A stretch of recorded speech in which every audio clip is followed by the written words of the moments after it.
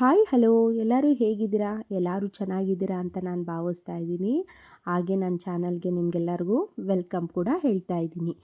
ಈಗ ನಾನು ಕಡಲೆ ಹಿಟ್ಟಿಂದ ಒಂದು ರುಚಿಯಾಗಿರೋ ಸ್ವೀಟ್ನ ಮಾಡ್ತಾ ಇದ್ದೀನಿ. ಕೇವಲ ಮೂರೇ ಇಂಗ್ರೀಡಿಯೆಂಟ್ಸ್ನ ಯೂಸ್ ಮಾಡಿ ನಾನು ಈ ಸ್ವೀಟ್ನ ಮಾಡ್ತಾ ಇದ್ದೀನಿ. ಈ ಸ್ವೀಟ್ ಮಾಡೋದಕ್ಕೆ ಕೇವಲ 15 ನಿಮಿಷ ಸಾಕು. ತುಂಬ ರುಚಿಯಾಗಿರುತ್ತೆ. ಇದನ್ನು ಯಾವ ಥರ ಮಾಡೋದು ಅಂತ ಈಗ ನೋಡೋಣ ಬನ್ನಿ. ಮೊದಲಿಗೆ ನಾನು 2 ಕಪ್ ಆಗೋಷ್ಟು ಕಡಲೆ ಹಿಟ್ಟನ್ನ ನೀಟಾಗಿ ಜರಡಿ ಮಾಡ್ಕೊತಾ ಇದ್ದೀನಿ. ಯಾಕೆ ಅಂತಂದರೆ ಅದು ಗಂಟು ಏನಾದರೂ ಇದ್ದರೆ ಅದು ನೀಟಾಗಿ ಹೋಗಲಿ ಅಂತ ಅಂದ್ಬಿಟ್ಟು ನೋಡಿ ಈ ಥರ ನೀಟಾಗಿ ಜರಡಿ ಮಾಡ್ಕೊತಾ ಇದ್ದೀನಿ. ಯಾಕೆ ಅಂದರೆ ನಾವು ಸ್ವೀಟ್ ಮಾಡಬೇಕಂತಂದಾಗ ಹಾಕಿದಾಗ ಅದು ಗಂಟಾಗಬಾರ್ದು ಅಂತ ಮೊದಲೇ ನಾನು ಈ ಥರ ಜರಡಿ ಮಾಡಿ ಇಟ್ಕೊಂಡೆ. ನೋಡಿ ಈಗ ಅದಕ್ಕೆ ಒಂದೇ ಒಂದು ಸ್ಪೂನ್ ಆಗೋಷ್ಟು ತುಪ್ಪನ ಹಾಕಿ ನೀಟಾಗಿ ಮಿಕ್ಸ್ ಮಾಡ್ಕೊತಾ ಇದ್ದೀನಿ. ಹಸಿಟ್ಟು ಮತ್ತು 1 ಸ್ಪೂನ್ ಹಾಕ್ಕೊಂಡಿದ್ದೆ ಅಲ್ವಾ ತುಪ್ಪ, ಆ ತುಪ್ಪ ಎಲ್ಲನೂ ನೀಟಾಗಿ ಹಿಟ್ಟಿಗೆ ಮಿಕ್ಸ್ ಆಗಬೇಕು. ಅಲ್ಲಿವರೆಗೂ ನಾನು ನೀಟಾಗಿ ಮಿಕ್ಸ್ ಮಾಡ್ಕೊತಾ ಇದ್ದೀನಿ. ನೋಡಿ ಈ ಥರ ತುಪ್ಪನ ಮಿಕ್ಸ್ ಮಾಡಿ ಇಟ್ಕೊಳೋದ್ರಿಂದ ನಾವು ಹಿಟ್ಟು ಗಂಟು ಕಟ್ಕೊಳೋದಿಲ್ಲ. ಅದಕ್ಕೋಸ್ಕರ ಈಗ ನಾನು ಗ್ಯಾಸ್ ಮೇಲೆ ಒಂದು ಪಾತ್ರೆ ಇಟ್ಟು 1.5 ಕಪ್ ಆಗೋಷ್ಟು ಸಕ್ಕರೆನ ತಗೊತಾ ಇದ್ದೀನಿ. ಹಾಗೆ ನಾನು 1 ಕಪ್ ಆಗೋಷ್ಟು ನೀರನ್ನ ಕೂಡ ಹಾಕಿ ಕಾಯೋದಕ್ಕೆ ಬಿಡ್ತಾ ಇದ್ದೀನಿ. ನೋಡಿ ಸಕ್ಕರೆ ಮತ್ತು ನೀರು ಎಲ್ಲ ನೀಟಾಗಿ ಮಿಕ್ಸ್ ಆಗಬೇಕು. ಅಲ್ಲಿವರೆಗೂ ನಾವು ತಿರುಗಿಸ್ಕೊಡೋಣ. ಗ್ಯಾಸ್ನ ನೀವು ಹೈ ಫ್ಲೇಮ್ ಇಡೋದಕ್ಕೆ ಹೋಗಬೇಡಿ, ಸಣ್ಣ ಫ್ಲೇಮಲ್ಲೇ ಇಟ್ಟು ಇದನ್ನು ನೀಟಾಗಿ ತಿರುಗಿಸ್ಕೊಳ್ಳಿ. ಜೊತೆಗೆ ನಾನು ಪಾಕ ಮಾಡ್ಕೊತಾ ಇದ್ದೀನಿ. ಪಕ್ಕದಲ್ಲೇ ನಾನು ಒಂದು ಬಾಣಲಿಗೆ ಎಣ್ಣೆ ಕೂಡ ಹಾಕಿ ಕಾಯೋದಕ್ಕೆ ಇಟ್ಟಿದ್ದೀನಿ. ಎಣ್ಣೆ ಕೂಡ ಸಣ್ಣದಾಗಿ ಗ್ಯಾಸ್ನ ಆನ್ ಮಾಡಿನೇ ಕಾಯಿಸ್ಕೊತಾ ಇದ್ದೀನಿ. ನೋಡಿ ಈಗ ಪಾಕನ ನೀಟಾಗಿ ಮಿಕ್ಸ್ ಮಾಡ್ಕೊಳ್ಳೋಣ. ಸಕ್ಕರೆ ಎಲ್ಲ ನೀಟಾಗಿ ಕರಗ್ತಾ ಇದೆ. ಈ ಥರ ನಾವು ತಿರುಗಿಸ್ಕೊಡ್ತಾ ಇದ್ರೆ ಚೆನ್ನಾಗಿ ಸಕ್ಕರೆ ಕರಗಕ್ಕೆ ಸ್ಟಾರ್ಟ್ ಆಗುತ್ತೆ. ಜೊತೆಗೆ ನೋಡಿ ಯಾವ ಥರ ನೊರೆಯಾಗಿ ಪಾಕ ಕೂಡ ಬಿಡ್ತಾ ಇದೆ. ನೋಡಿ ಈ ಥರ ಚೆಕ್ ಮಾಡ್ಕೊಬೇಕು. ಪಾಕ ಒಂದೆಲೆ ಪಾಕ ಬರಬೇಕು. ಅಲ್ಲಿವರೆಗೂ ನಾವು ಇದನ್ನು ಚೆನ್ನಾಗಿ ತಿರುಗಿಸ್ಕೊಡ್ಬೇಕು. ಪಾಕ ಏನಾದ್ರು ತೆಳುವಿತ್ತು ಅಂದರೆ ಸ್ವೀಟು ಚೆನ್ನಾಗಿ ಬರಲ್ಲ. ಅದಕ್ಕೋಸ್ಕರ ಪಾಕ ಒಂದೆಳೆ ಪಾಕ ಸಾಕು. ನೀವು ತೀರಾ ಗಟ್ಟಿ ಪಾಕ ಮಾಡಿಕೊಂಡ್ರೂ ಕೂಡ ಸ್ವೀಟ್ ಚೆನ್ನಾಗಿ ಬರಲ್ಲ. ನೋಡಿಕೊಂಡು ನೀವು ಆಗಾಗ ಚೆಕ್ ಮಾಡ್ಕೊತಾ ಇರಿ ಪಾಕ ಬಂದಿದೆಯೋ ಇಲ್ಲೋ ಅಂತ. ಏನೂ ಇಲ್ಲ, ಒಂದು ಕೈನ ತಾವ ಮಾಡ್ಕೊಳ್ಳಿ.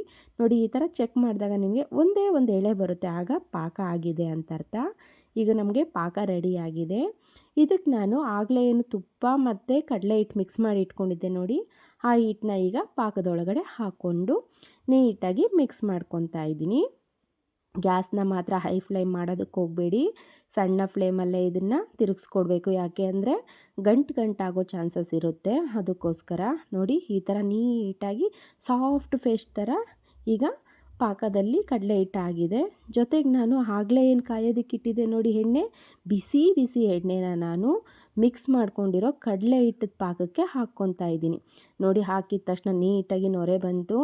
ಜೊತೆಗೆ ಈಗ ಪಾಕಕ್ಕೆ ಎಣ್ಣೆ ಎಲ್ಲ ನೀಟಾಗಿ ಮಿಕ್ಸ್ ಆಗ್ತಾ ಇದೆ. ಇದೇ ಥರ ನಾವು ಪಾಕಕ್ಕೆ ಕಾದಿರೋ ಎಣ್ಣೆನ ಎಷ್ಟೆಷ್ಟು ಬೇಕೋ ಅಷ್ಟು ನೋಡಿಕೊಂಡು ಹಾಕ್ಕೊಬೇಕು. ನಾವು ಎಣ್ಣೆ ಹಾಕ್ಕೊತಾ ಇದ್ದಾಗ ನಮಗೆ ಗೊತ್ತಾಗುತ್ತೆ ಎಷ್ಟು ಗಟ್ಟಿ ಆಗ್ತಾ ಇದೆಯೋ ತೆಳುವಾಗ್ತಾ ಇದೆಯೋ ಅಂತ ಗೊತ್ತಾಗುತ್ತೆ.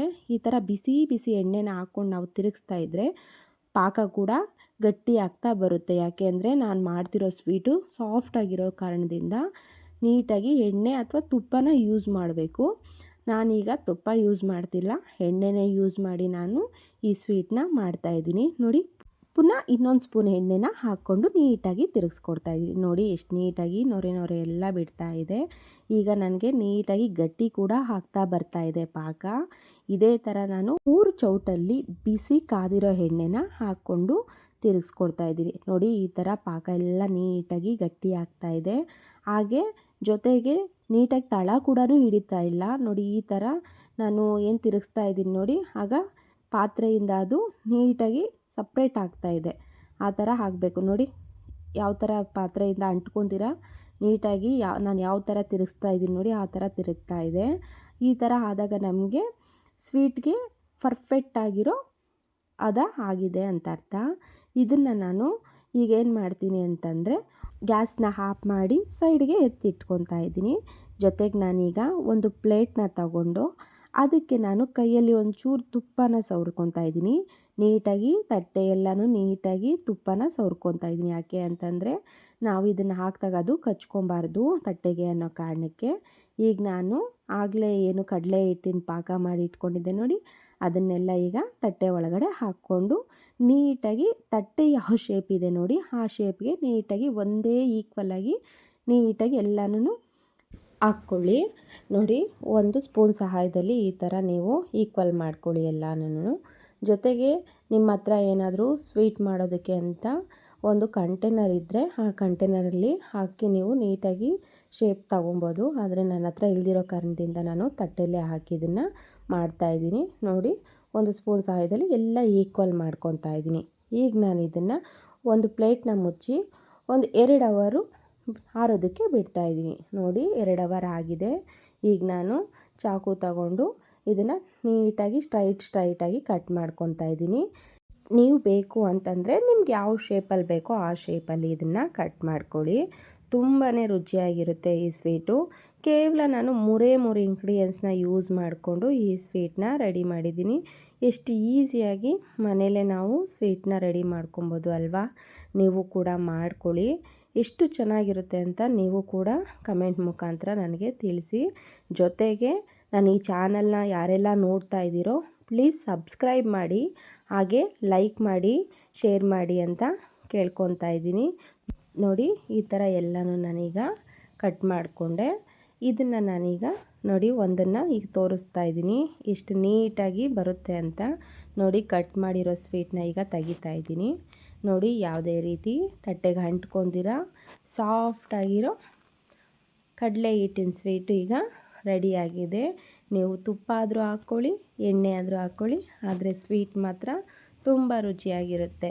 ನೋಡಿ, ಎಷ್ಟು ಈಸಿ ಅಲ್ವಾ ಮನೇಲೇ ಈ ಥರ ಸ್ವೀಟ್ ಮಾಡ್ಕೊಳೋದಕ್ಕೆ. ಹಬ್ಬ ಫಂಕ್ಷನ್ನು ಅದಕ್ಕೆಲ್ಲ ನಾವು ಮನೇಲೇ ನಾವು ಈ ಥರ ಸ್ವೀಟನ್ನ ಮಾಡಿ ಕೊಡ್ಬೋದು. ತುಂಬ ರುಚಿಯಾಗಿರುತ್ತೆ. ನೀವು ಕೂಡ ಮಾಡ್ಕೊಳ್ಳಿ, ಹಾಗೆ ಮನೆಯವ್ರಿಗೂ ಮಾಡಿಕೊಡಿ. ಹೇಗಿದೆ ಅಂತ ನನಗೆ ತಿಳಿಸೋದನ್ನು ಮಾತ್ರ ಮರಿಬೇಡಿ ಅಂತ ಕೇಳ್ಕೊತಾ ಇದ್ದೀನಿ. Thank you.